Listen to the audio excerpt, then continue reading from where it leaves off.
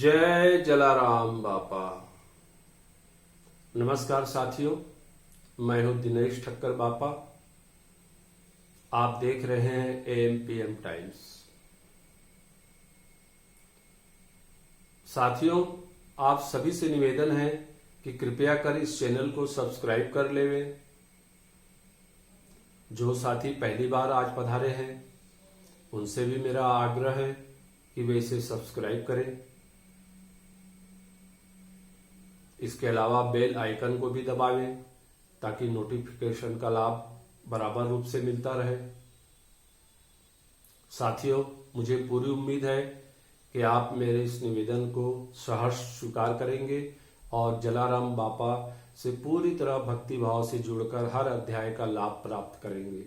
तो साथियों, प्रारंभ करते हैं जलाराम बापा के जीवन की कथा का 6वां अध्याय। जलाराम ने अपने चाचा वालजी की दुकानदारी में सहयोग करना शुरू कर दिया था। प्रत्येक ग्राहक के साथ वे सम्मान पूर्वक व्यवहार करते थे। सबसे समभाव, सबके लिए एक भाव, इस सिद्धांत का वे अनुसरण करते थे। इसके कारण उनके चाचा के व्यवसाय में वृद्धि होने लगी थी। इनके यहां अगर कोई छोटा बच्चा भी ग्राहक बतौर आता तो ठगाता नहीं था। इससे उनके धंधे की साख भी बढ़ने लगी थी। जिस जगह उनके चाचा वालजी की दुकान थी उसके आसपास अन्य 20 दुकानें और भी थी। उनमें से 4 दुकानें बनिए की, बाकी लोहाना और खोजा व्यापारियों की थी। जलाराम की विश्वसनीयता की वजह से वालजी की दुकान में ग्राहकी बढ़ती देखकर पड़ोसी दुकानदारों को ईर्ष्या होने लगी थी।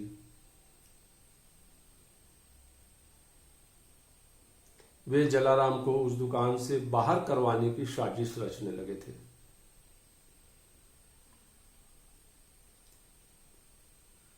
उस जमाने में वीरपुर गांव होते हुए जूनागढ़ गिरनार जाने वाले श्रद्धालुओं और संत महात्माओं की आवाजाही यहां बराबर लगी रहती थी।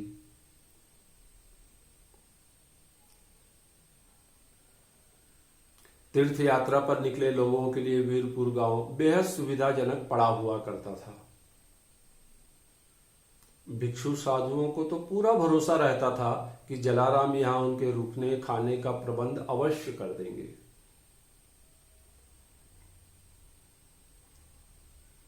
एक दिन सुबह का समय था।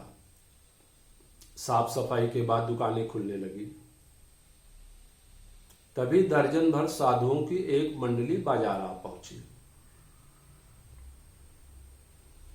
दुकानदारों से वे भोजन उपलब्ध कराने की याचना करने लगे। सुबह बोहनी बट्टा न होने के कारण दुकानदारों का मूड वैसे ही खराब था। एक दुकानदार ने उन्हें झिड़कते हुए कहा, आगे जाओ बाबा, सुबह सुबह मांगने आ जाते हो। दुखी होकर एक साधुजन ने अपने साथियों से कहा, इन लोगों से कुछ मिलने वाला नहीं है। वालजी की दुकान सामने ही है। उनका भतीजा जलाराम अगर आ गया होगा तो हमारे रहने खाने का प्रबंध आसानी से हो जाएगा।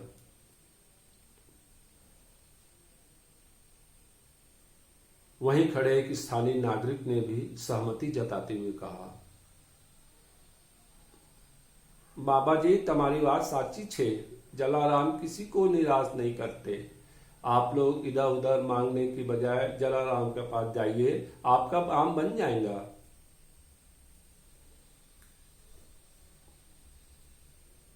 तत्पश्चात वे साधुजन वालजी की दुकान पहुंच गए। जलाराम दुकान में साफ सफाई कर सामान सजा रहे थे। साधुजनों को देखकर वे प्रसन्न हो गए। उन्हें ऐसा लगा मानो सुबह के समय साक्षात प्रभु के दर्शन हो गए हों।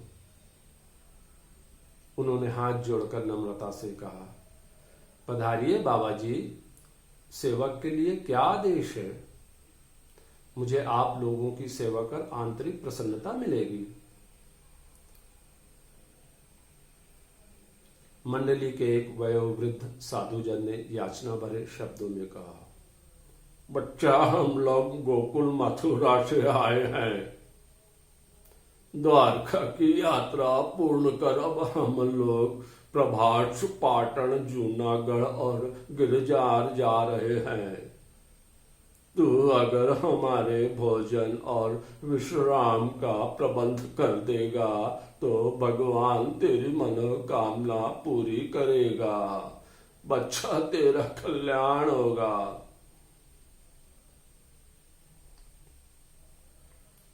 फिर लंबी सांस लेकर वह दुकान के सामने उकड़ू बैठ गया।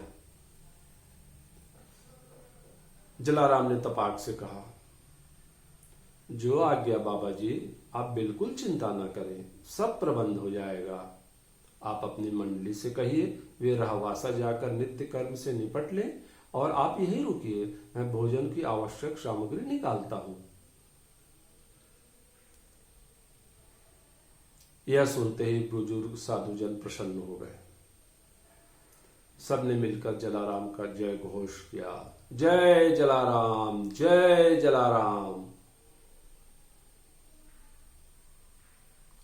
फिर उस वयोवृद्ध साधुजन ने अपने साथियों से कहा, आप लोग रहवासा जाइए, नहा धोकर आराम कीजिए, तब तक मैं सब सामान लेकर पहुंचता हूं।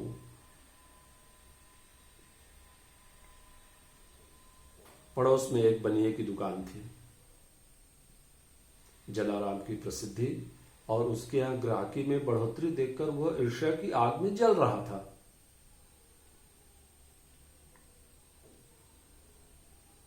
वैसे भी जलाराम की भक्ति भावना से वो मनी मन अब दुखी भी रहने लगा था। वह तो कोशिश में लगा था कि किसी तरह जलाराम को उसके सेवा कार्यों, उसके भक्ति भाव से हतोत्साहित किया जाए। जलाराम के पास भिक्षु साधुओं की टोली देखकर तो वो खिल उठा।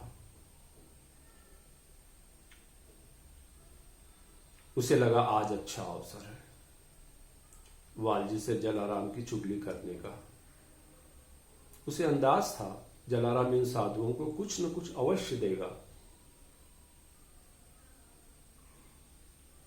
चाचा वालजी से कहकर जलाराम को वह रंगे हाथ पकड़वाना चाह रहा था ताकि वे जलाराम को अपनी दुकान से ही बाहर निकाल दें।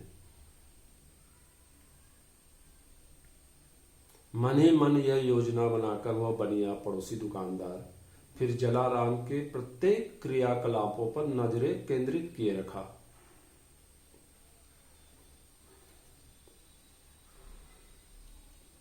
इधर जलाराम बुजुर्ग साधुजन की मांग के अनुसार दुकान से समस्त खाद्य सामग्री निकालकर एकत्रित करने लगे।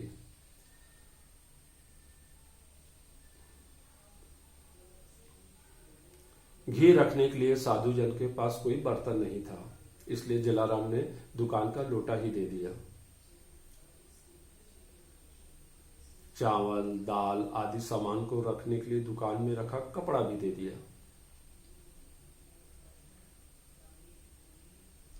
बुजुर्ग साधुजन जलाराम की यह उदारता देखकर गदगद हो गए। वह एक एक कर सब सामान उठाने का प्रयास करने लगे। सामान ज्यादा था, इसलिए उठाने में उन्हें परेशानी हो रही थी। एक सामान उठाए तो दूसरा हाथ से गिर जाए। उनकी परेशानी देखकर जलाराम बोले, बाबा जी रुकिए, इतना सामान आप अकेले नहीं उठा पाएंगे, मैं स्वयं इसे उठाकर आपके साथ छोड़ने चलता हूं। फिर साधुजन ने चिंता व्यक्त करते हुए कहा, बच्चा तू तो दुकान में अकेला है। जलाराम ने फिर सहजता से कहा, तो क्या हुआ, दुकान बंद कर मैं आपके साथ चलता हूं। इतना कहकर जलाराम दुकान बंद करने लगे। उधर पड़ोसी बनिया दुकानदार यह सब गतिविधि छुपकर देख रहा था। वह इस मौके को हाथ से निकलने नहीं देना चाह रहा था। जैसे ही जलाराम ने सारा सामान उठाकर उस साधु जन के साथ आगे बढ़े, वैसे ही पड़ोसी बनिया अपनी दुकान को नौकर के हवाले कर चुगली करने की बदनीयत से जलाराम के चाचा वालजी के घर की तरफ फुर्ती से दौड़ा।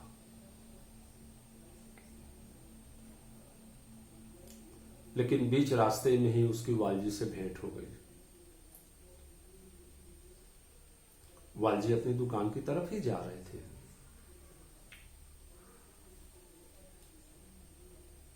बनिया दुकानदार ने हाफते हुए कहा,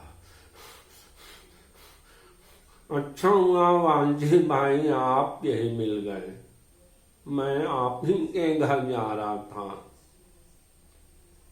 वालजी ने उत्सुकतावश पूछा, क्यों, क्या बात है? उस बनिया ने कुटिलता से जवाब दिया, अब क्या बताऊं, आपके भतीजे जलाराम ने तो आपकी पूरी दुकान ही लुटा दी है। वालजी ने चौंकते हुए कहा, क्या बात कर रहे हो? फिर बनिया ने दांव लगता थे कहा, मैं 100% सही कह रहा हूं। सुबह सुबह आपकी दुकान में साधुओं का एक जत्था आया था। आपके लाडले भतीजे जलाराम ने दुकान से भारी मात्रा में खाने का सामान मुफ्त में उन्हें दे दिया है और दुकान बंद कर सारा सामान खुद उठाकर उनको पहुंचाने साथ गया है।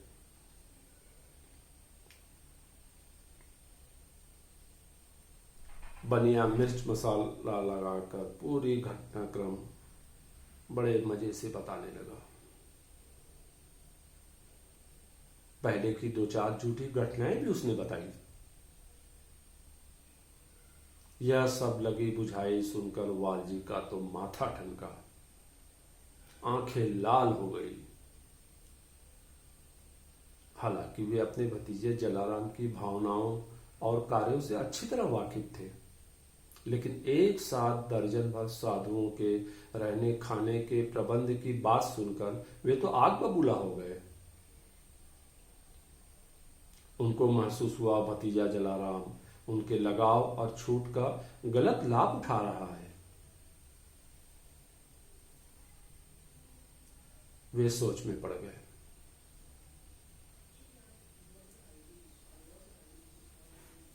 तो साथियों, अगले अध्याय में आपसे फिर मुलाकात होगी। जय जलाराम बाबा।